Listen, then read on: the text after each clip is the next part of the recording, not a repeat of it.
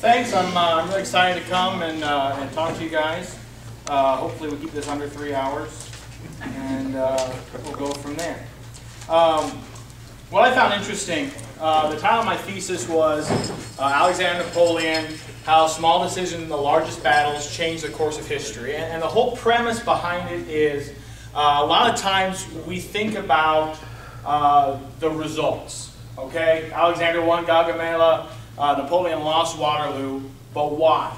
Okay, I wanted to get into the why. I wanted to pull out a few tactics, a few seemingly small decisions made by the generals in those battles that swung it from defeat to victory or victory to defeat.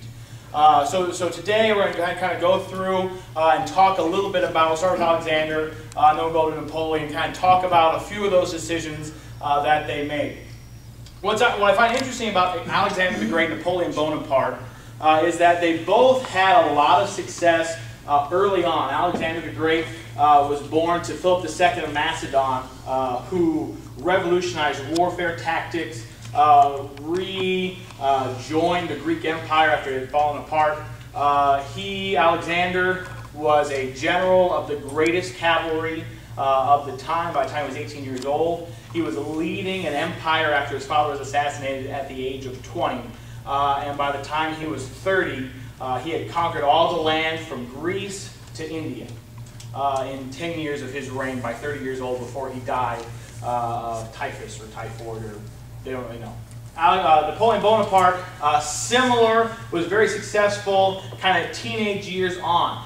He was born on the island of Corsica, which historically is controlled by the Italians, but the French kind of took it over just before Napoleon's birth.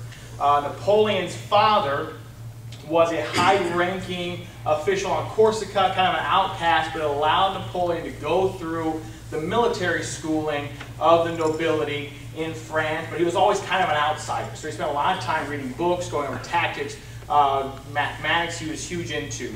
And so by 16, using all the skills that he'd learned, he totally revolutionized French artillery tactics and taught those new tactics to the whole French army. By the time he was 25, he had defeated the Muslims in Egypt, and by the time he was 28, he was emperor of all of France. Both of them had some of the best military records of all time. We're just going to focus on two battles. We're talking about Alexander's kind of the greatest battle. It's kind of in the middle of his career. We'll talk about that first. The Battle of Gaugamela. Kind of the setup. Darius, you can kind of see him way at the top of the screen there. He is the king of Persia, which historically had a lot of conflict with Greek and Macedonia. And if you guys remember, everybody's seen the movie 300? Yes. Okay. 300 was Persia was attacking the Greeks. It's called the Peloponnesian War. Okay. And so they're attacking the Greeks, and Alexander, though not Greek technically, was big into Greek culture and what we call Hellenism. And so he sees an opportunity to defeat Darius, to defeat the Persians, as retribution to what happened during the war several centuries before. So he's marching through the Persian Empire, defeating Darius at every point, until he gets to the battlefield of Gaugamela. Darius gets there several weeks before Alexander catches up. And he combs the field, he sets up the battlefield so it's perfect for him to defeat Alexander. The last time Alexander defeated Darius, it was on a narrow pass, and even though Darius was numerically superior, the narrow pass really brought his numbers down and allowed for the superior tactics by Alexander to defeat the Persians. So Darius wanted a large battlefield, wanted to spread out and really just surround the Macedonians. At Gaugamela, Darius has about 250,000 soldiers. There's not really great history as to what they have. We kind of rely on the Greek historians, so that number sometimes is inflated up to 800,000 soldiers, but pretty reasonable, probably about 250,000 soldiers. Alexander had about 40,000 soldiers at his disposal. So hugely numerically superior. This doesn't really show the scale. Darius' army probably would have passed Alexander's army on both sides by maybe a quarter mile.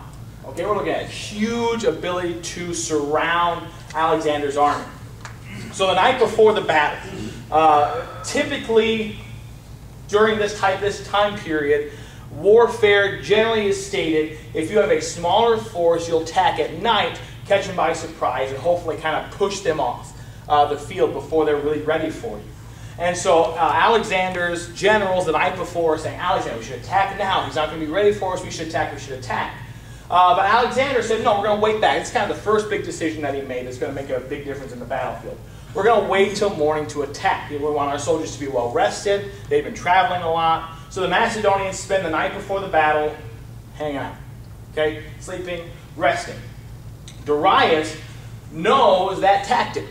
And so he keeps his men up all through the night, keeping them up. Look out for the Macedonians. You never know when they're going to attack.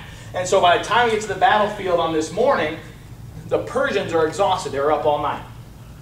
Okay, so now we have a fresh Macedonian army against a tired Persian army. Okay, that's going to play dividends later on.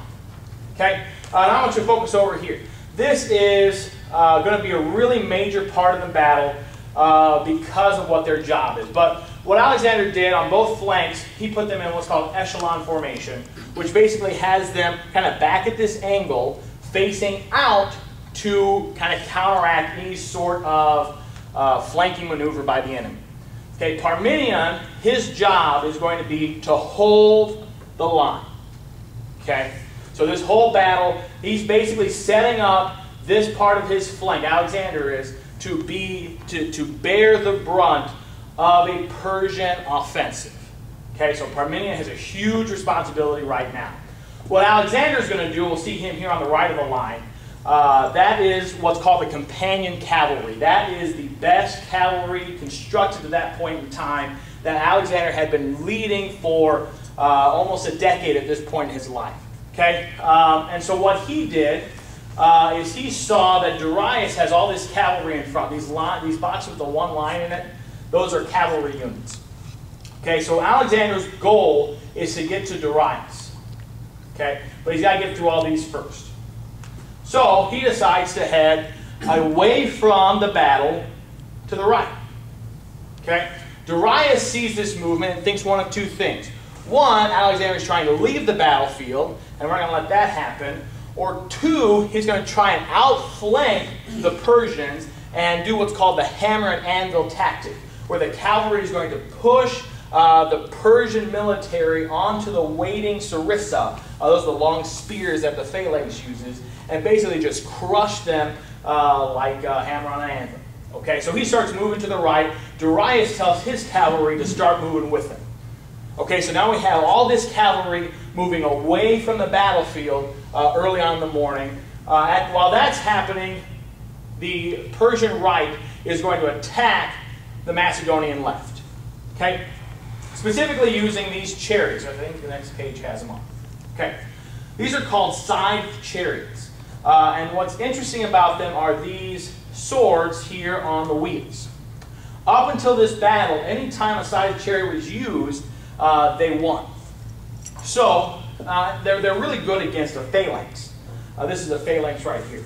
Because basically you ride along the front and you're just cutting people off at the knees. You're kind of slicing through the phalanx. The weakness of the side chariot is the back.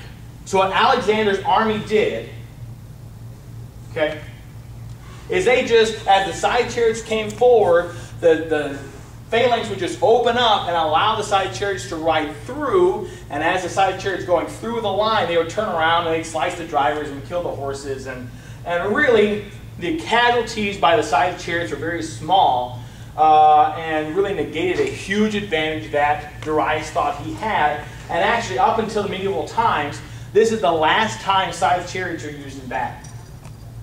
Okay, so that's happening. So over here, Parmenion's here holding the line against this frontal attack. Alexander's continuing to move away from the main part of the battle, pulling the Persian cavalry with him. Two gaps open up the line. The first gap that opens up is here in the Macedonian line. and Darius sends 2 battalions of troops through the middle of the line. Not to attack the Macedonians, not to end the battle, but one of Darius' wives and a few of his kids were in the Macedonian camp. So he sends these two battalions through the line to go to the camp. Not great on Darius' part, because the weakness of the phalanx is in the flanks and on the rear. So if you're not going to attack the back of them when you have this opportunity, tough on you. The second thing that happens is there's going to be a big gap in the Persian line.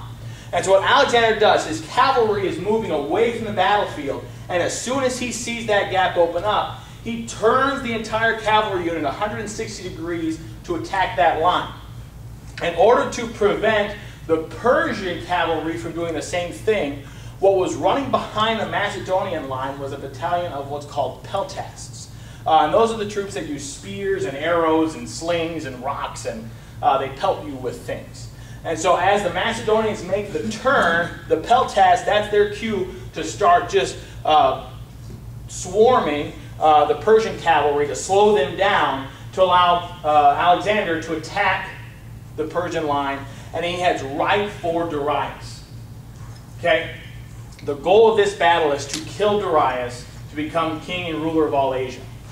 So he's running at Darius. Darius sees the big white plumes of Alexander the Great riding towards him, and of course, like the great brave man he is, he turns and runs. Okay, he heads out. And the Persians see this. They see the huge chariot of Darius turning and going away. And so now we have this whole point of chaos.